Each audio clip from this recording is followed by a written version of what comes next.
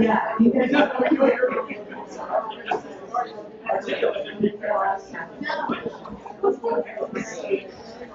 right.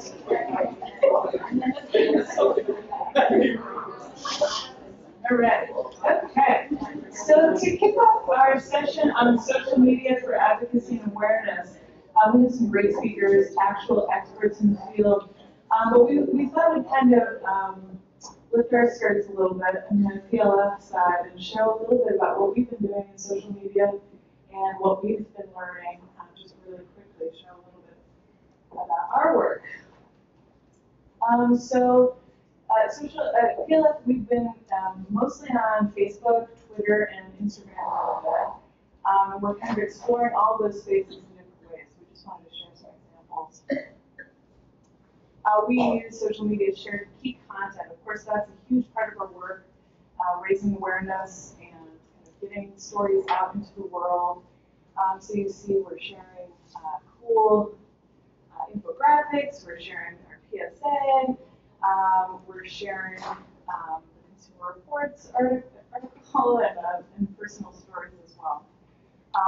So you can see we're using social media to really get a lot of our content out, which is kind of largely unidirectional at this point, but we'd love to get more people kind of engaged in the conversation too. We use social media apps for help, specifically crowdsourcing ideas. In the lead up to the release of our website, we asked for everyone's help in thinking about what those C. diff myths are that we can help combat. To keep all of you and all of our supporters from various parts of the world engaged in our work, and you can see Christian at the White House. And to drive some advocacy actions, and we'll hear a little bit more detail about that, but it's been helpful for us. And of course, to remind everyone that we're real human beings and kind of put a face on our work, and that we're not just a faceless organization, but that we're real people. And of course, to celebrate and thank our partners, both nonprofit partners, thank our sponsors, and financial supporters as well. And there's Carol from the NAS Project, and an article that features Catherine Duff. All right. And of course, as a nonprofit, we need money to help continue doing our work. So we use social media to also help drive our requests for donations as well. And most recently, something that I'm really excited about is that we're using Facebook to connect you guys, to connect our advocates online. That's been really cool. A lot of the conversations so far have been about the summit, like getting here and sort of logistical stuff, but we're hoping that in the months and years ahead that we'll really be able to use that to support each other, both emotionally and in our work, sharing resources and ideas. And driving attendance at fabulous events like the Toss to Stop C. diff Law, we learned a little bit about, and our summit. And occasionally to just bring a little levity to something that's really as I'm sure it's been we'll get into. It's it's a place where you can kind of bend the rules a little bit. So before we get into our speakers, I did want to mention that we do have restrooms on this floor down that hallway. So in case you're just done with going up and downstairs, it's totally understandable. And also that over the afternoon, over this morning and afternoon, we're going to be bringing some folks in as they want for brief interviews on camera, both to kind of in preparation for a media training later, and also to help fill out our revised PSA, as Christian mentioned. We're going to be kind of updating that with some news stories. So sorry for that little bit of housekeeping, but there are bathrooms here. So to kick us off and hear from the real experts here, we have Daniela Nunez from Consumers Union Safe Patient Project, and she's going to talk us through some of the kind of the hows and the whys of social media. Why should we be engaged in this work, especially as individuals? Oftentimes we talk about kind of nonprofits and organizations getting into the work of social movements online, but kind of thinking about our role as individuals. And Katie Portnoy from Pew Charitable Trust and the Antibiotic Resistance Project will talk us through some of the ways that they and other organizations have been using social media and advocacy and advancing legislative work. So with that, I'll hand it over to Danielle. I want to switch over to slides. Hey everyone, thank you so much for the opportunity and for all of your advocacy on this issue. And let me get started here. So this is a talk about powering your advocacy with social media. And next slide. And this is just a glimpse. So I've been at Consumers Union for about 8 years now, and I've managed the Safe Patient Project social media presence, which includes Twitter. We've had this since 2010, and organically we've grown our followers to about 3,800, and that is our Twitter handle, @CUSavePatient. And for those of you who aren't familiar with Twitter, the handle is just your name, and it has an @ symbol. Next slide. Thank you for that. Just keep sliding those little nuggets. So for those of you who aren't aware of Consumers Union, we are the policy and advocacy arm of Consumer Reports. Consumer Reports was founded in 1936, and our mission is to work for a fair, just, and safe marketplace for all consumers. And we work on a range of issues, including healthcare, patient safety, product safety, food safety, and telecommunications. And we are the home of the Safe Patient Project, which I've met several of the folks in the room here that are active with that and have been for a while now. And we are about 12 years old, and our focus is to end medical harm through transparency and policy and secrecy around medical errors. And as an organization, Consumers Union is most active on Facebook and Twitter, although we do have other channels, Instagram, and we're even a Google Plus account, and we're venturing out. But these are the two channels that we most focus on. Next slide. So first of all, I wanted to give you some statistics to really convince you that social media is worth your time, especially for patient advocates. So we have over half of US adults are active on multiple social media accounts. And this is actually based on Pew Research, which is my colleague here, Katie, works at Pew. So they have fantastic resources on internet and culture. And also, more than half of adults that are 65 and older are on Facebook. So it's definitely dispelling the myths that older people don't use social media. That's just not true anymore. Healthcare decision making. A lot of people go to the internet when they're looking for resources. I heard over and over that people go to Google just to find information about this terrible disease. And increasingly, caregivers are very reliant on social media for this very reason. And also, another reason is just that the demographics of our country are changing. So by 2030, 1 in 5 adults will be over the age of 65. And also, we're becoming a more racially and ethnically diverse country. So social media is a way to communicate with a broader audience than folks that may be active currently in this space. And also, I think it's the most important reason why we should be active on social media about medical harm is the third leading cause of death in America. And I think that as advocates, we have a responsibility to warn the public about the dangers of hospitals and also to empower people with information to protect themselves and their families. Next slide. And I really love this quote. I found this on the Huffington Post, and I think this sums up perfectly the power of social media and advocacy. I'll read it. Social media gives people the power to call out injustices, inaccuracies, and misrepresentations, and brings about better understanding of other cultures and I think that is something that resonates with me as an activist, but also the folks that have been historically ignored or underrepresented. And I think this is an issue with C. diff and making sure that we bring visibility to this illness. So this is just the 5 benefits of social media laid out. I'm not going to go through all of them, but these are things that are really important.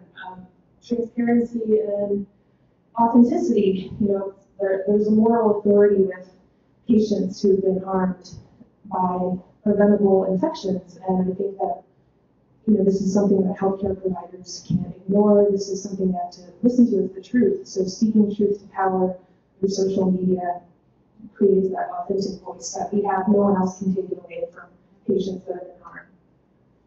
And social media enables human connection and collaboration, also amplifies your voice, extends it beyond your living room or your toilet, all of those things. Also empowers people to be more involved. I think this is really important for people who have disabilities, who cannot leave their house, and it gives people a voice to use the internet and these tools. And of course, dialogue is something that truly does create social change. When we start bringing up points that no one else does, this can really shape a conversation and a national debate. These are things social media is not. No one likes to read social media that's boring, and I would encourage you never to post something that you yourself would not share. So think about that as you write your own content. It is not static. Things are always changing in the social media world. Algorithms change, new features change on all the different platforms. So you have to have a flexibility to be able to adapt to these evolving platforms. And also, it is not a one-way conversation. Social media is not just about broadcasting your information, although that is extremely important. You really have to engage and have conversations with people. And it is not foolproof. Lots of folks make mistakes, and it's bound to happen. You send a tweet to the wrong Twitter account. You write something with a spelling error. This happens. You know, you have to let go of that fear of failure, because it will happen sometimes. And you can become more aware of this so that you won't have a colossal failure. So these are the things that I think are really important when it comes to strategy about social media. You don't want to post everything that comes to your mind, and you can use the 5 W's and the what. What do you want to say? Who do I want to say it to? Why do I want to say it? Where do I want to say it? When do I want to say it? So I'm going to give you an example of the different audiences that we've talked to. And the first is a sample tweet of when we were trying to get people in California to sign a petition for requiring transparency around doctors that have been on probation, because right now all of that is secret to the public, or it's very difficult to get that information on the medical board website. So we set up a petition online and try to encourage people to take action. And then the second one over here is a tweet responding to Dr. Frieden at the CDC, and he is an ally with infection control issues, and we were thanking him for participating in our Slam Superbugs effort. So it's always good to talk to different people. And you can have your target audiences, but in the case of our organization, we communicate with multiple stakeholders. And I wanted to point out the fact this is a major strategy for us at the Safe Patient Project, is using Twitter to connect with journalists. This is one of the most important tools in their toolbox, is using Twitter to share their articles and to get story leads. And this is an example of a Safe Patient Project activist, John James, that saw an error in a CBS story. There was an error in the statistic on sepsis, I believe, and he wanted to contact the reporter. I guess the email address wasn't readily available, so I said, just go to Twitter and tweet at them. And so he started a Twitter account and I basically told him what to do, what to say, and he got a response from that reporter within 24 hours, and it was corrected. So that was a great example. And what do you want to say? There's all kinds of things you can do. Like picking the content that has emotional value does really well. Whether that emotion is passion, empathy, anger, or humor, like all kinds of emotions. People want to talk with other people, not brands and companies. They want to see personality. So this is when we released the Consumer Reports article that Christian and Liam were featured in, and we put this on Facebook, and it did amazingly well. And you know, it had a lot of value. It was new. It was someone that we work with, Christian, and it got a lot of engagement, a lot of people. It reached over 45,000 people. This is another example of a kind of message that we want to get across, because oftentimes patients need to rally around something, a call to action, and we think that hospitals need to stop infecting their patients. And this is a really simple concept, you know, not many people can argue with, but we put a graphic with it, and we put a link along with the tweet that went directly to Consumer Reports' article. So a lot of different things in one tweet, and it got a fair amount of retweets for us. And then when do you want to say it? You want to be timely, and then you want to respond to trends in the media, and if there's something that's breaking news. And in this case, there was an actual event that Christian and Carol were at the White House on antibiotic resistance, and someone there was taking photos and emailing them to me, and I was tweeting them out as fast as I could. And we gave a shout out to Christian and the Twitter handle. And then this is just an example of when the Supreme Court ruled to uphold healthcare subsidies, and all of us at Consumers Union were aligned. We wanted to put out Marta, our CEO's press statement, as soon as that announcement came out, and within 5 minutes of the Supreme Court decision, we had this up on Facebook, Twitter, and it was sent to a bunch of reporters.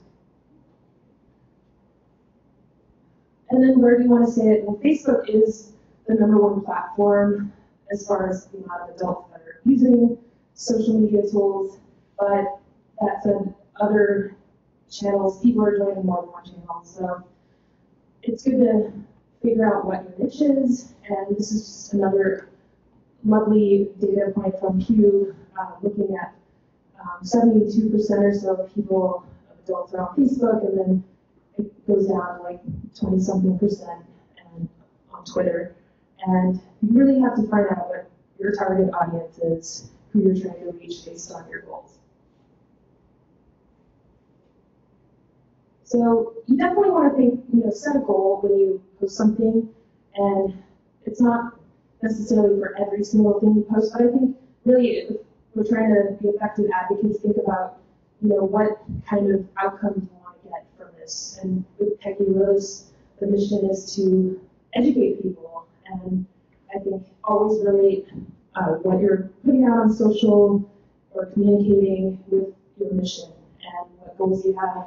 You also, it's really helpful for getting feedback on something. If you want to run an idea or collaborate with a bunch of people on an activity, you can just ask people a question on Facebook or Twitter. You might get a lot of responses.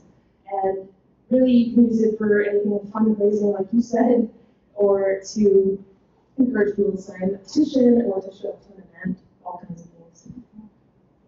And then metrics are something I just want to talk about because a lot of people use vanity metrics, and what I mean by that is things that make them feel good about their social channels.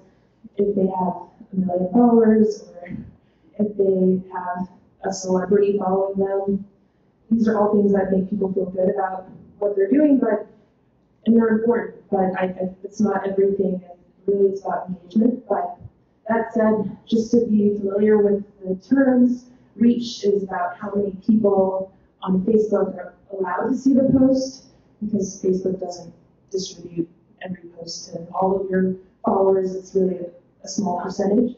So, and then engagement rate is really important. It's about how many people see that, share it, click on it, comment on it out of the amount of people that you reached. And similar with Twitter, impressions is the amount of people that see the tweet on their timelines, and then the Twitter engagement rate is the amount of people that retweet or favorite or comment.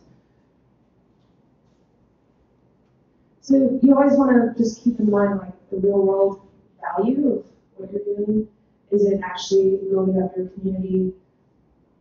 Is it actually giving you more voice? Is it telling your story? Is it moving the conversation? Or is it really leading to increased productivity? Like, is it helping you reach your fundraising goals? Or is it building up your activist community? Or the amount of stories that you collect? There's all types of things that I think relate back to your organization's mission that can help you determine if that's a good social media metric to look at. And then these are some examples of things that you can consult when you're trying to figure out what content to put on social media. It doesn't matter if it's Facebook or Twitter or Instagram. I mean, Instagram's about photos, but for Facebook and Twitter, it's a variety of rich content you can tweet out. And it's anything from public health experts like the CDC or the infectious disease groups that put out a lot of content on C. diff and infections, or it can be local journalists, it can be national journalists, and also other organizations like the C. diff, Peggy Lewis Foundation, any other organizations you want to be sure that you're looking for that relevant content. And another thing I really encourage is to create your own content. You can do that by either, if you have a blog, you want to consistently have new content, or taking pictures. That's a really simple way of creating original content. Or you can make your own graphics using free websites like Canva or Imager. Those are some ideas. And next slide. These are things that I think make something engaging. And if you're ever doubting whether what you're putting out there is something that would be picked up by someone else, I think it has to be relevant, timely, visually appealing, and it has to be simple to some extent. I think a lot of times organizations that are very data heavy tend to have really terrible social media presences because it's just not something that resonates with the average public. So I think, again, with storytelling and kind of having an advocacy point of view, like things that the public can understand. And then being authentic. You know, folks in this room are not marketers, and the advocates in this room are not marketers. So I think in many ways, but in a lot of ways, though, we're all kind of marketing. We're marketing points of view. We're trying to get people to take action. So just be authentic, and we're not trying to sell something. We're really just trying to tell your story. Another tip is that images work really great on Twitter and on Facebook. On Twitter, we get 2 times the engagement rate of tweets that do not have images, and also hashtags like, I don't know if folks can see that, MedHarm. That's something that we created that was unique to us, but hashtags, and you can put 1 or 2, and I don't recommend over 2 hashtags in one tweet, or else it's hard to read and it kind of throws people off. And this is something that at Consumers Union and Consumer Reports, we've been doing a lot more collaboration on social media, and we released a big article on superbugs.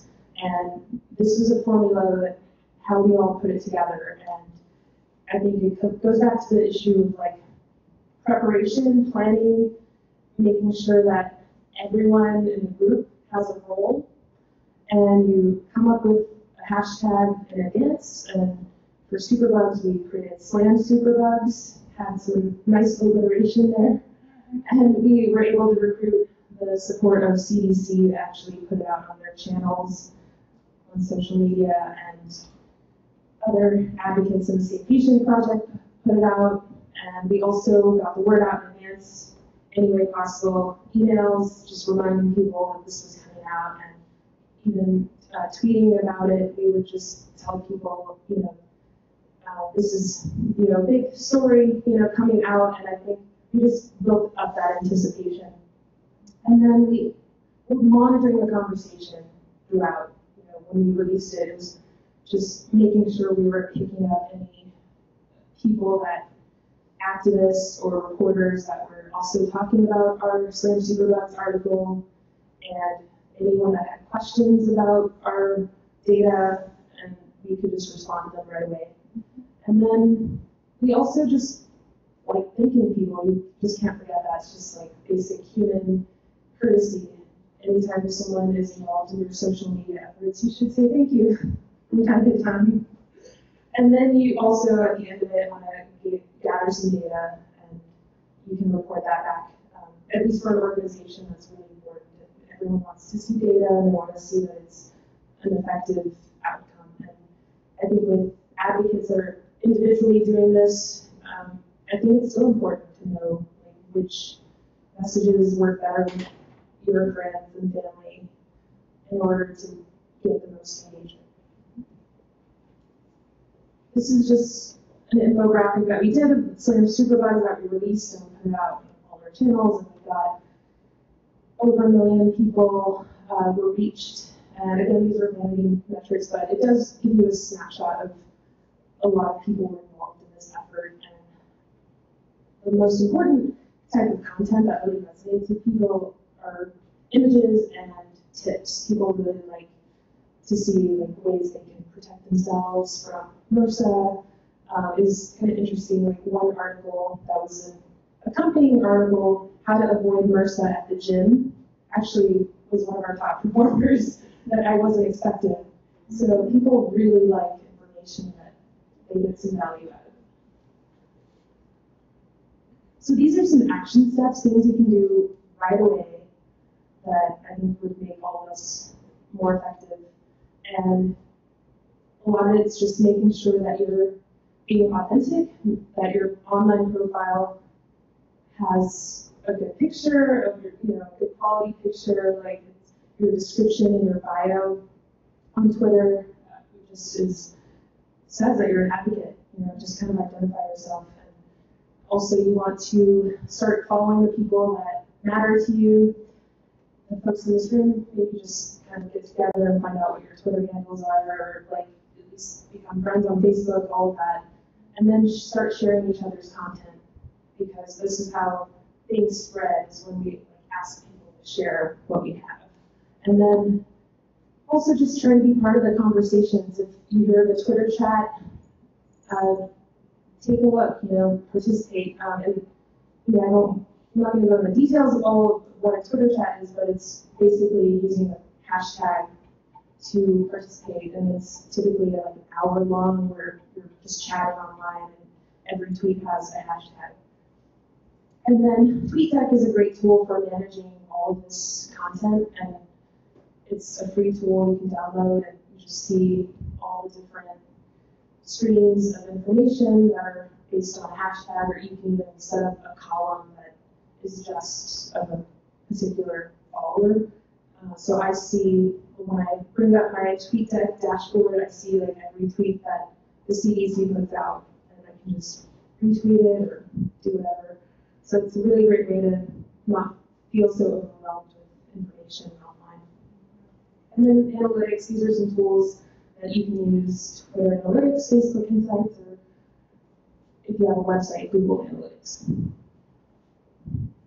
And these are some more resources that can help you with just knowing how-tos, and then also images. If you decide to use an image that you don't take yourself, then you want to make sure that it's free to use, and because you might not buy stock images, so you might just want to use Creative Commons licensed content. Wikipedia is a great source, and this is a great website. Actually, real quick, of policy, this gives a hashtag of every state legislature, and it's just really useful during legislative season to just monitor what is being said, and to, if you're working on legislation, to put links with that hashtag. Can I just say that we'll have your slides up online so that people can find this and easily click through, so that And the last one is just a great glossary of healthcare hashtags and Twitter chats on all types of topics in healthcare. This is where to reach me. So I hope that you will stay in contact if you have any questions. I'm happy to answer by email or whatever is most convenient for you. I really enjoy helping people understand these tools, and it takes time. But overall, like it's very easy to learn. A lot of people are on these tools, so. There you go.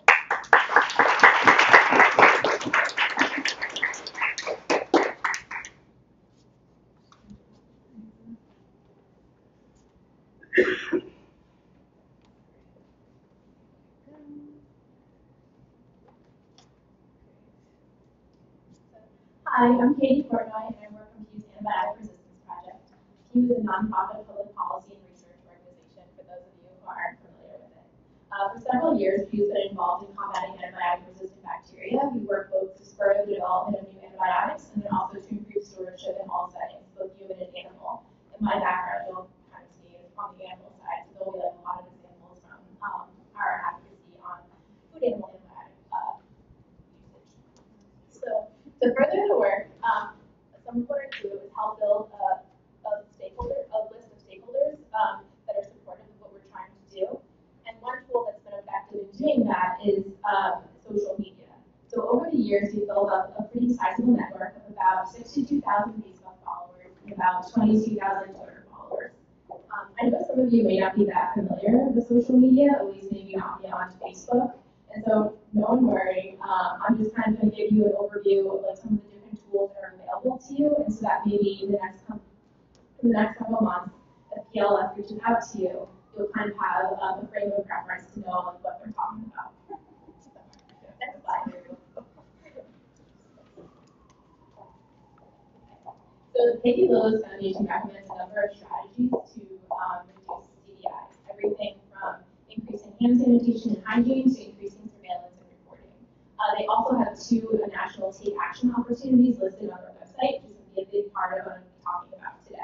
One, which Christian mentioned yesterday that he was obsessed with, is this one on the screen right here, funding for President Obama's National Action Plan to combat antibiotic-resistant bacteria for $1.2 million. And then the other one I also saw on your website was on the food animal side, a bill introduced by Representative Louise Slaughter.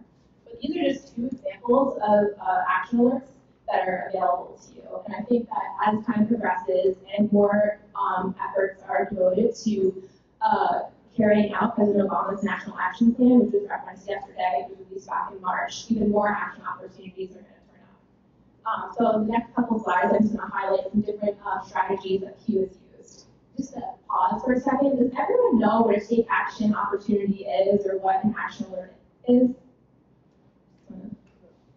Okay, so if not, I just want to say, if not, Pew uses these a lot. I'm sure Consumers Union does as well. A lot of organizations do. You can receive these through mass emails, or you can also find them through Twitter tweets or Facebook posts. And then when you click on the link, it'll direct you to a website where there'll be a form letter that you can fill out with your name, address, and email account.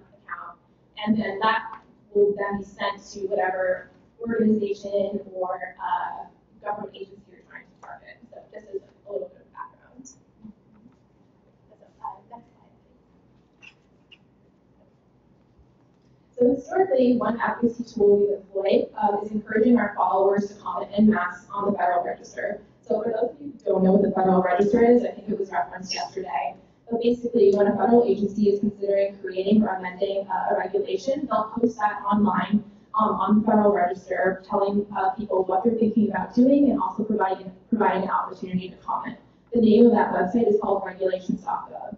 So anytime a U.S. citizen comments during an open comment period on regulations.gov, the government is required to take that comment under consideration. So this is a really great opportunity to weigh in and influence policy. So as an example here, back in December of 2013, FDA released a draft regulation on an arcane policy known as the Veterinary Feed Directive.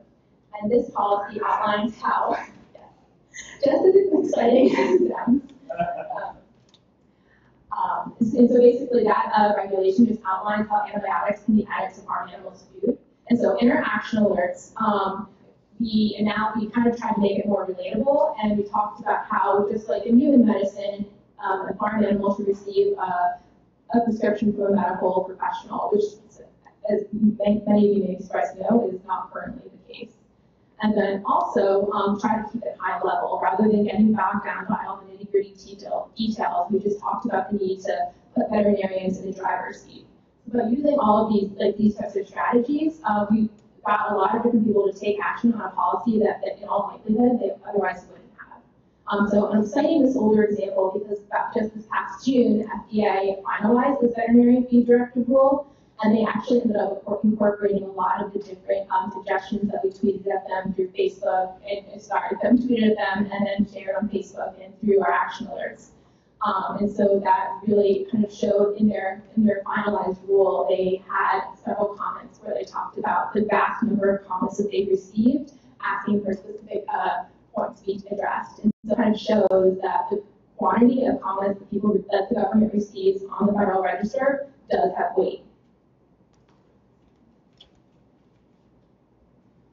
So when an organization is creating an action alert, you want to make the call to action to be as clear and concise as possible. People online don't have time to read dense point-by-point explanations about why you should be for or against a policy.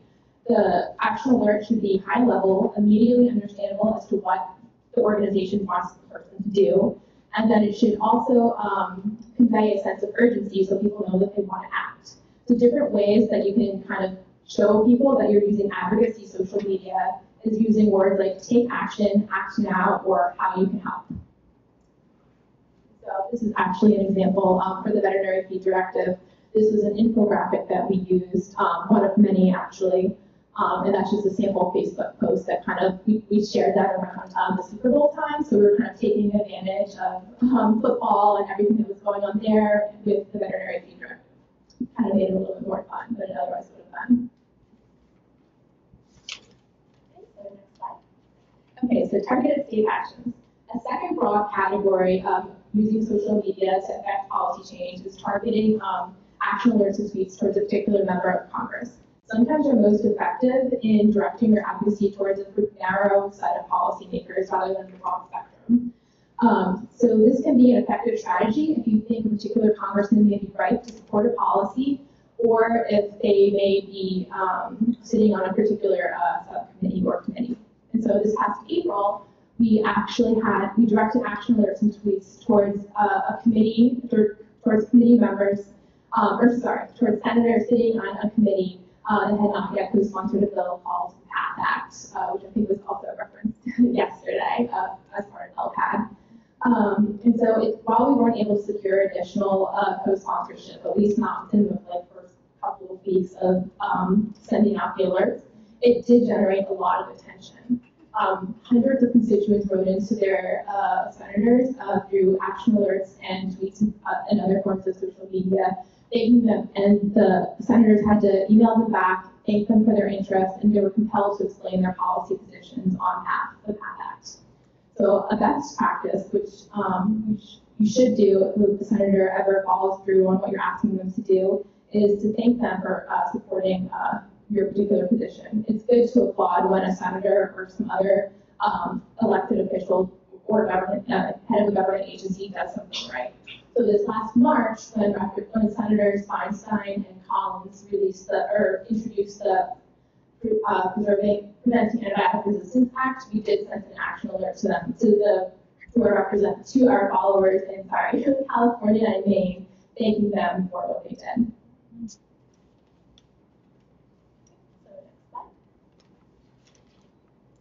So sometimes the best way to highlight a particular policy position or create movement is thinking outside the box. So not responding to an open comment period or asking for bill co-sponsorship. So as Daniela mentioned earlier, creativity gets noticed on social media. So back in 2013, we created a mini campaign called #36years, where we were urging FDA to finalize a policy that would effectively eliminate antibiotics for growth promotion purposes, and then also convert all antibiotics from over-the-counter uses to under the oversight of the veterinarian. And so FDA had released this draft policy back in 2012, and we were anxious for the agency to take action. Time was of the essence. So each week we began sharing an infographic, kind of like the one you see up there, or an image with the hashtag 36 years, showcasing the need for the administration to act.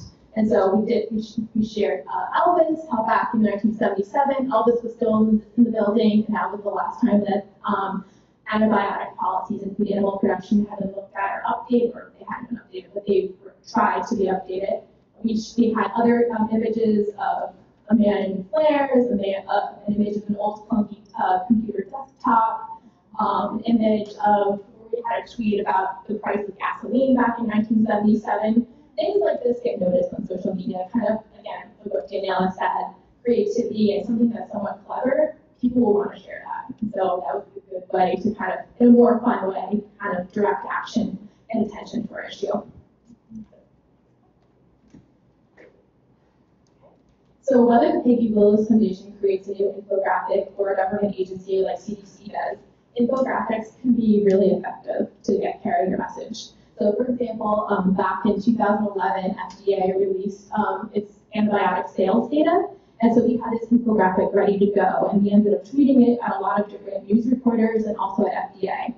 And it did really well on social media. And just in case you're wondering, we are working on updating this infographic. 2011 is a little passe at this point. But, okay. And so this is an example that I know was referenced in a lot of slides yesterday. It's from the CDC. And something that you could all do or consider doing is tweeting this CDC infographic at state health departments, hospitals, or whoever else you could think of to raise awareness about C. diff.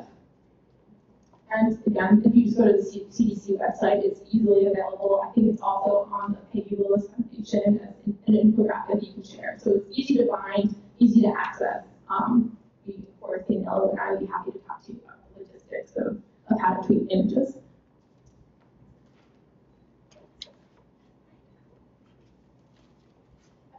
So lastly, you can use social media to connect with a specific sub-audience that might be able to influence policy. Hugh has done this through specifically reaching out to chefs and farmers in the effort to rein in antibiotic use. So for farmers, you can see we have a hashtag Farmer Friday, where we'll give a shout out to all farmers who raise their animals responsibly without antibiotics or with minimal antibiotic usage.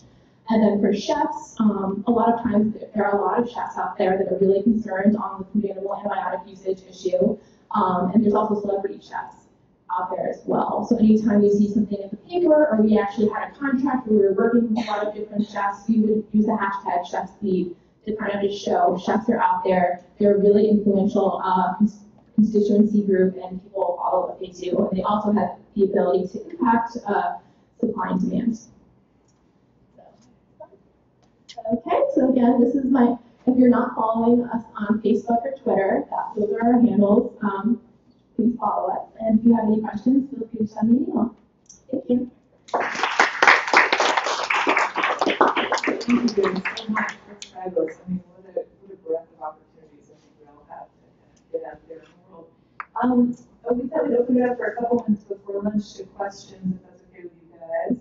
If you have specific questions about how to, or maybe the power of social media. Does anyone have any questions or thoughts? Yeah, I have a question. I read something probably came from Q, and it might be the same statistics that you were showing. It was talking about the reach of different kinds of online resources. So I said, I think Twitter was less than 5% of the population, and Facebook really a lot more.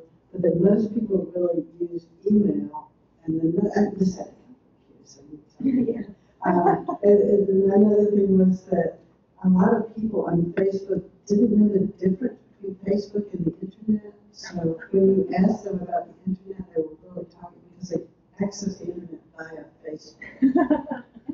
Do you know the study I'm talking about? Now I forgot where it came from, but that's really influenced my perception of what I do, because I spend a lot of time on Twitter, and yet I'm well aware that I'm sort of preaching to the converted. It's a small group of people who are interested in the things I'm interested in. And Facebook, you can reach more, but then only reaching your friends, right? So how do you get beyond all this? Either of you want to jump in on that? Start and then I'll pass it over to Katie.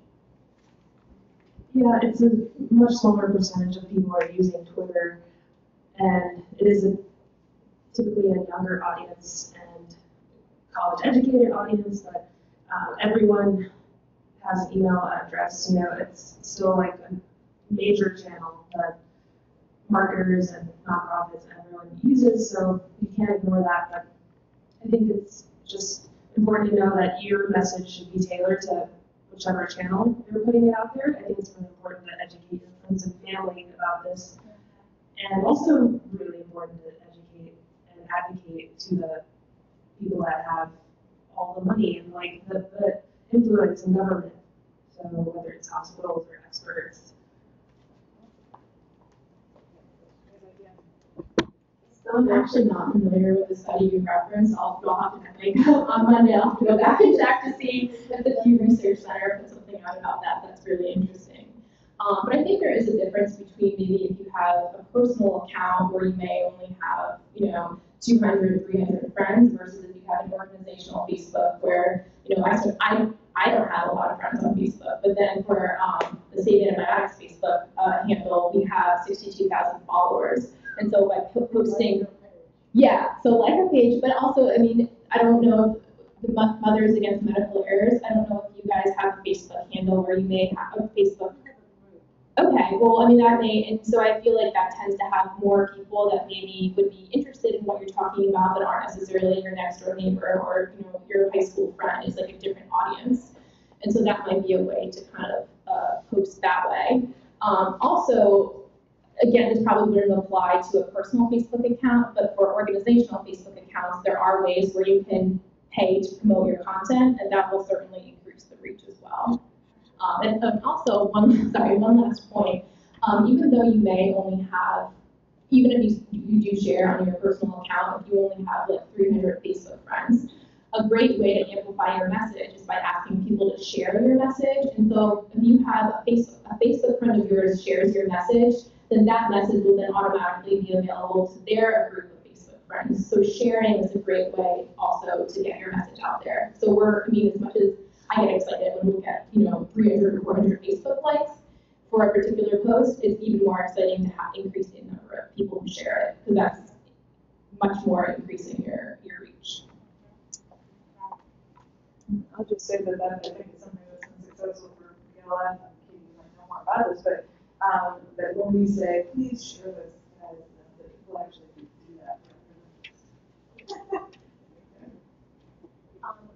So one thing kind of related to what you guys were just talking about that I think would be helpful to go into a little bit more specifics is how do you decide which channels to use for which types of information? So like if you're want information out about the Dexter event, or if you want to put out new statistics or a report, like how do you decide which channels to use to get that maximum reach? Well, I think you should figure out your target audience, and it goes back to what kind of goals you have. But I think we try to coordinate it across channels so that if it's something really important, we package it in a way for multi-channels. And so I think really it just depends on a lot of different things, but and also the audience of each of those channels, right? So if you know that a lot of hospitals or lawmakers and reporters that are on Twitter, that might be the first channel that you put it out there too. But with Twitter, you can put out multiple tweets, like it's okay. But on Facebook, you should, I would say, 3 to 5 or something, at least for a page or a brand, but it just depends. So I'll say I may not be the best person to answer this question because for our accounts, we're always looking for content, so we'll definitely share them on both Facebook and Twitter. But I think for Facebook, if you have an event and it's going to be in a particular area, there's a way to target. So you can just say, I want this this Facebook post to only show up for people who are around the New York City area or around the North Carolina, or around the Charlotte, North Carolina area. So that's a good way to kind of send messages for events. And then you can also do similar things for on Twitter as well. Like I know if we're hosting an event in Washington, D.C., there's a hashtag called DC events. And so that's like a way to kind of group it into part of the conversation to get other people who might be looking to attend an event to come to ours. But yeah, so I mean, we're always looking for new ways to get our content. Kind of like what Daniela said, you probably shouldn't overshare on Facebook, maybe no more than like 1 or 2 a day, but we'll sometimes do more. Yeah, I was just gonna say too, like, it's good to test things out, like, that's what social media is all about, experimenting. I think though, Facebook, as far as the sheer amount of people on there, like, that's really good for event turnout.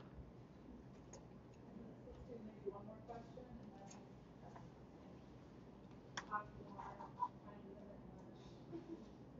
So to go ahead and quote our summit information, haters are going to hate. So we're going to be dealing with some very controversial topics. And are there any resources out there on how to help us as advocates and other people in the industry on how to deal with conflict that's going to come up? Like, for example, when someone says something very negative about what we're working towards and striving towards as a group, do you, one, acknowledge their comment but not instigate comment? Do you, two, completely ignore the comment? Or do you, three, go right to that delete button and say, bye? You know, how would we, what recommendations would you give to us as, you know, advocates on this, and how can we appropriately and positively go about this? I will just say, like, our orientation is really one of non-engagement. It actually, it's very easy, and I think you see big public figures and big brands make these mistakes all the time, but it's really a rabbit hole. And the minute that you start to engage, you know, if you get into the use of flame war, I'm going to call it anymore. But the more that you do that, the more, especially if it's not somebody who's like what John James did, what they showed earlier when the reporter had a tact wrong. Like if that reporter comes back to John James and says, "How dare you question me?" Like that can then devolve into that paper getting to a really ugly situation. Now John James is actually an authority. Like I mean, he, you know, so you have to respond to him. If some random person says something, there's no, I don't think there's any benefit in replying to the average. And I think Lisa, I wrote something, she talked about how I posted to the Facebook group. Like people come on there and they, you know, they'll say things.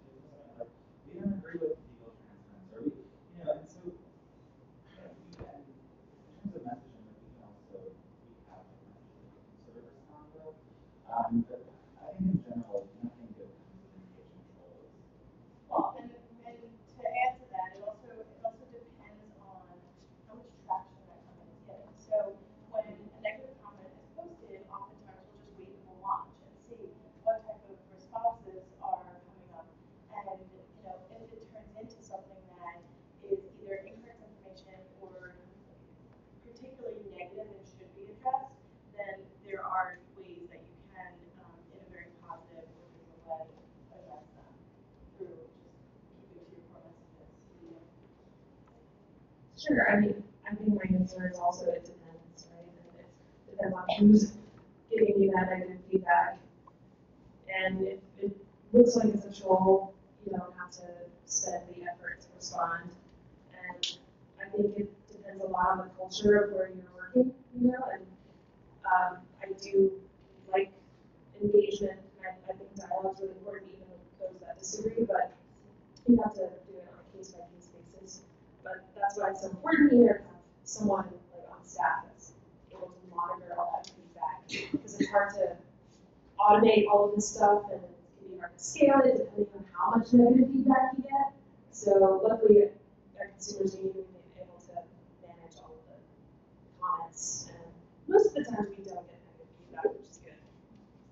Yeah, just to really quickly echo what everyone's saying, I think it is on a case-by-case basis. If it seems like if someone's asking a question and it seems like they generally maybe just don't understand what fecal transplant is, or for us, if they're just saying, animals require antibiotics to keep them healthy, like we would respond to a comment, I would respond to a comment like that and just educate and say, yeah, we're all for supporting the treatment of sick animals. We just don't want to see them used inappropriately for growth promotion purposes or, routinely to compensate for unsanitary conditions. And so I think it's just kind of just gauge it and just see if this person is, can you educate, can you make a difference, or are they just being mean and control?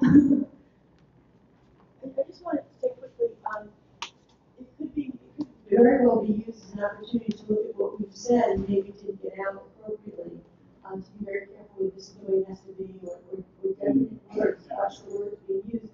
But I have had comments, and sometimes if they're really appropriate because it trolls, I guess that's the word or the term, I delete it because it's just going to cause problems to me.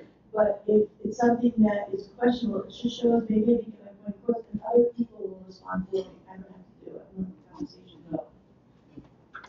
Is that what trolls mean? I think inappropriate language or profanity, but I think also ProPublica has done this on their patient harm group. They have a guidelines document that they constantly refer people to, especially if they're joining it for the first time. So it can be really good to have like a policy or guidelines for how to engage online. Really important when people have a lot of passion around these issues. And keep in mind also that when we've had people call doctors murderers. That to me shows, well, we do need support groups out there. We need support services because there are people that believe that. So I think it empowers us with the other people that are out there that don't think the way we do. Yeah, so we will just come back on last question because I'm going to use the lunch. Okay, great. So this is just a comment of just a thought of how to use Twitter and how powerful you can be in an effort to bring awareness to things that are happening. So today, ongoing, there were outbreaks of C. diff that are happening all over, and we don't know. Patients continue to register and go to the hospital. Some of the Department of Health knows that they're going on. The CDC, some people know they're going on. So this is a great way to alert people. If you hear of these outbreaks that are happening, Twitter is a fantastic way to start alerting the public and people that you know to get the word out. It's an advocacy that is super powerful, saving lives. Just a really good thought of that. I actually read an article about this recently with foodborne illness, and outbreaks. I'm not sure which agency, but a federal agency, I believe. CDC or USDA, depending on what the food was. Yes, and I think more and more you'll see agencies and even people like police departments using social media to look for potential crime. A lot of people are using Twitter to actually track what's happening, what people are experiencing. Well, thank you guys so much. That was wonderful.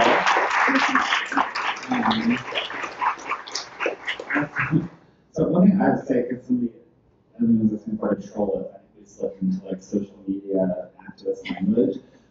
So for folks who don't know, a troll is not a legitimate person interacting with you. A troll would be somebody who's anonymous, somebody who's kind of it's not somebody who's asking a question or clarifying your situation. So it's somebody who's basically sitting, jokes like they're sitting in another space and on their computer, So we are going, lunch is already upstairs. So before we eat, we're going to have these signs down in different areas. As you guys filled out your forms and stuff, if you want to sit with the group that's going to kind of continue this conversation over lunch on these areas, you can do that. And lastly, in advance of the media training this afternoon, our fabulous friends at Tonic and Richard Davis, our fabulous producer, are looking for folks who would like to take 10 minutes to go into the space that they said is an interview room. They'll guide you some questions to help you tell your story. And then eventually we would probably go into snippets and update public service announcement. We would, of course, get your permission before we put anything out to the public. But it's also a good experience to get on camera. So don't know if anybody wants to like go first. That's totally fine. Megan, do you want to, or Lisa? And then we'll send you up to lunch, or, and you know, when they're the next person will go, and we'll do it throughout the next couple of sessions.